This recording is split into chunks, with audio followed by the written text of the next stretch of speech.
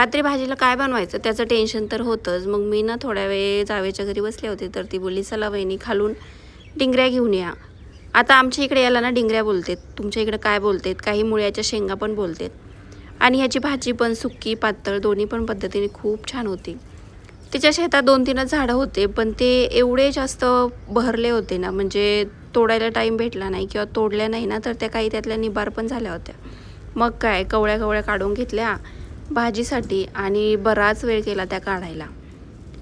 आता खूप साऱ्या, आता काही उन्हाने पिवळ्या पण पडल्यात आणि ह्या झाडाला ना खूप जास्त पीक येतं. 1-2 झाडं असेल तरी होऊन जातं.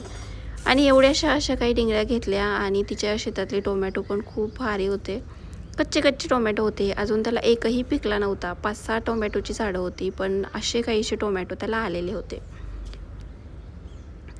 आणि मग काय एक पिशवी भरून डिंगऱ्या काढ रात्रीच्या भाजीसाठी एवढ्याशा निघाल्या आणि मग रात्रीच्या भाजीची सोय झाली. तर चला आजच्यासाठी एवढंच, भेटूया उद्याच्याला.